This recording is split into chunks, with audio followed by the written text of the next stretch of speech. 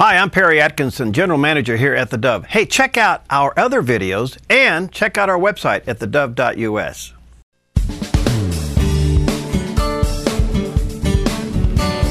Hey, we're back and we're talking already. Bryan Platt's with us in the studio, and Bryan heads up Jackson County Right to Life. And I tell you what, coming up January 22nd, a new venue, a new time, new location, new everything of the commemoration event for Roe versus Wade. Bryan, this is pretty exciting. It is, and we'll talk about it a little bit more later, Perry, but it is new. It's something that was kind of the Lord laid on the heart of our chapter, and so we're going to follow the Spirit's leading in this, and we'll see where it takes us. Okay. What do you got here? Well, and we also need to just make a quick plug. Also in conjunction with Roe v. Wade in Grants Pass, they're having their traditional march from the courthouse. Yep, and is that 6th? Is that 6th that goes? I think it is, yeah. And it goes down over the river? Over the river, and then down to Riverside Park, and they'll have speakers, and they'll have music and refreshments and things down there. Okay. So that's Sunday. Steve, forgive me, whatever Sunday is prior to the 22nd, okay, and that starts, the assembly begins at 1 o'clock at the courthouse. Okay. And then the march down 6th to the Riverside Park. We'll mention that when we get a little closer to it. Yeah, and I need to have my dates together better. All right, so what we've got, Perry, is every year we also have, it's a contest that is sponsored by Oregon Right to Life, and it involves the kids. It involves, they're the future of the pro-life movement. They're the kids. So we have 3 different competitions that we have, and it's done on a county-to-county basis, and it begins with posters. And so I'm going to hold these up, and if David is right in front of your face. Okay, I'll hold it right here. Okay, here's an example. I hope everybody can see that. Yeah. The theme was value life. Right. This is by a 5th grader, happens to be my granddaughter. Okay, so here we have the seed, and then the plant going up. So this was the concept that a 5th grader had of valuing life. Wow. Won 3rd place at the state level, by the way. Really? Wow. And here we have another one. All right. This one, the theme was children are the heart of America. Wow. Okay, so here, this happens to be one of my other granddaughters.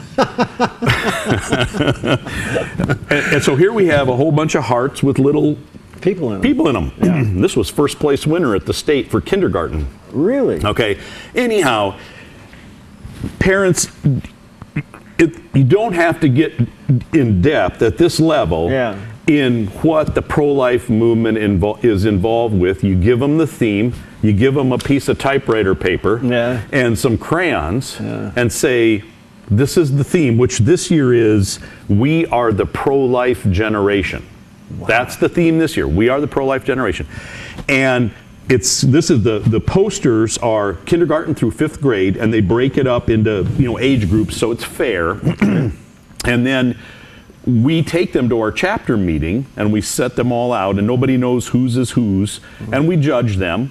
And the 1st place winner from each county, this happens in each county that there's a Right to Life chapter, those 1st place winners go to the state, and then the state judges them, and then they actually, judge them and are recognized. And we're beginning to get them involved, engaged in the pro-life thing, even at the kindergarten, 1st grade level. Excellent. And these are creative. I mean, they really are. And it gets profound. I mean, as the ages advance, our chapter's been, whoa. Yeah. I mean, there's some really creative, profound stuff. Okay, so we've got the poster contest for kindergarten through 5th. Right. Now we've got essays, which are also themed. Children are we are the pro-life generation, and they go from 5th to 12th grade. Wow. Some of these essays are amazing too. Some of the original thinking. I've read some of them. Yeah. Yeah, and then we have kind of the king, which is the oratory contest. You remember when we had Anna Goldberg here? She was remarkable. And she won the state contest. She went, the winner of the oratory contest in the state of Oregon is given an all-expense-paid trip this year to New Orleans on July 11th to compete nationally against the other state winners. And there's money involved, for winning and whatnot. I mean, it's really an exciting thing. Yeah. So what we've got is my wife Val is handling the posters and the essays. And so she's going to murder me, but her cell phone number is... No, Val, I'm sorry. No, it's okay. Okay. We got to get this going. Okay. The state convention is the 11th of April, and so we want to get these posters and essays in so that we have time to judge them, probably at our March chapter meeting, which is the second Monday of March. Okay. So Val's phone number is 541-621-4773. Call her. You can also go to ortl.org, and the information is on Oregon Right to Life's website about these contests. But parents, you need to get your kids involved in this. Yeah, this is wonderful. This is at the beginning of that process. I just love it. Yeah, where they begin to become pro-life. All right, K through 5th grade is posters. It's posters. 5th grade through 12th grade is essays, and 11th and 12th grade is oratory. All right, now, here's the bugaboo. Oh. We don't have a volunteer coordinator for the oratory contest. Oh. The ladies that have helped us in the past are unable to do it this year.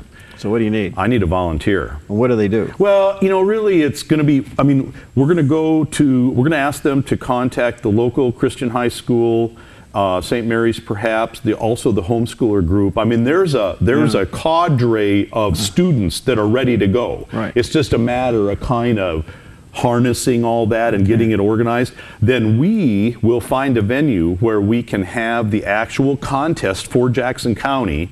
We'll take care of that. We'll get that all organized. And then the kids come in. There's rules, boundaries, guidelines, and whatnot for the oratory contest.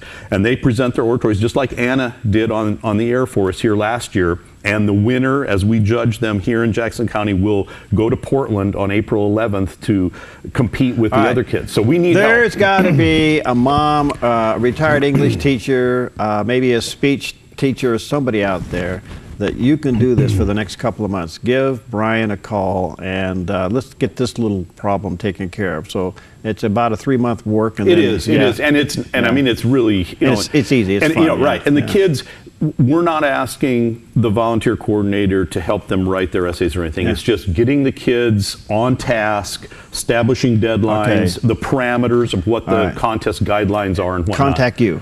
Contact me, that'd be fine. 821-4773. We only have, we just only have to deal with prefixes here. This is all we can handle. Okay, 821-4773. The kids. There's got to be a volunteer out there for that. And at this level, at the 11th and 12th grade level, these kids, the energy and the effort and the time that they spend formulating these speeches, that's information they will never forget as long as they live. I've read some of these essays. It's mind-boggling. You cannot believe that you're reading somebody between 5th grade and 12th grade, and then to hear some of these speeches. Anna was just correct. All right, before we run out of time, the big event. Okay, so traditionally in the past, our rally has been on the Sunday before the Roe v. Wade anniversary on January 22nd, and we have it at the Jackson County Justice Building. Right, I'm going to look that up. Okay, and it was a public event. The goal was to make a statement in a public fashion that we are pro-life, and this is what we stand for. And honestly, Perry, I think what the catalyst for this was the failure of the state to gather a sufficient number of signatures to get the petition that banned the use of taxpayer funding for abortion. I think that was the catalyst that really got us thinking, what do we got to do here? And somehow the Spirit kind of directed us to coordinate this with the Right to Life rally, the annual Right to Life rally in January. So this one is focused really on believers. We want to fill the sanctuary at First Baptist Church with believers. And I count myself as part of those who have been involved in abortion, who have been complicit in abortion. And I think there's a lot of people out there that still have hurts and pain and guilt and shame that have not found freedom through Jesus Christ for their complicity in abortion. I think there are a bunch of us around the state that are hurt and don't understand why we couldn't get a lousy 116,000 signatures to get this thing on the ballot last November. It would have been strategically, politically a fantastic thing to have on the general election ballot. It could have had the impact to elect some pro-life individuals beyond. There's all kinds of dynamics. okay, the Lord is in control, and he was the one ultimately that takes responsibility for these things, and we've been through this a million times. We're never going to give up. We know that that Proverbs tells us that we're to be a voice for those who can't speak for themselves, and Galatians tells us not to grow weary at doing good things. We know all that, but we're still human, and we still struggle with these things. Right. That's the focus of this event Thursday evening. That's the focus. All right, so here's the deal, folks. It's not going to be out in the cold. It's going to be inside in a warm building. And it's not going to be in the afternoon. It's going to be in the evening on the 22nd of January. So that's a Thursday evening at the First Baptist Church. We'll be using their beautiful sanctuary. Listen, I think there is absolutely no excuse not to pack the place out. I agree. No excuse. So if you are a pro-lifer at any level, maybe you've been suffering as a result of being involved with some form of abortion or whatever, I want to encourage you, let's regroup at this rally, recharge, get redirected, and move forward like we have never moved before. Perry, if you're wondering why your church didn't get involved in the petition drive, if you've been involved in abortion in the past, any point in the past, if you've said, man, I really need to get involved in this, but I just don't have time or whatever, I really think that the way we have this program lined out, it's just, I'm just so blessed at how this thing has come together. And I mean, it's clearly, the Lord has had a hand in this. Yeah. I think there's something there for everybody that's listening out there. All right, mark it down. January 22nd, 7 o'clock, First Baptist Church. That's in the evening. That's a Thursday evening. Let's pack it out. And we'll be mentioning it more as we get closer to the date. But Bryan, thank you. And if you want to be involved in posters, essays, and oratory, get a hold of Bryan. Especially with the posters, get a hold of Val. Her number is 621-4773. If you can't remember that, you can always call this guy 821-4773. 821-4773. And let's help with the posters, get the essay contest going. And he needs a volunteer to kind of help with the essays and the oratory. Thank you, buddy. You betcha. You could fill up an hour real easy, I'll tell you. All right, we'll take a break. We'll be right back.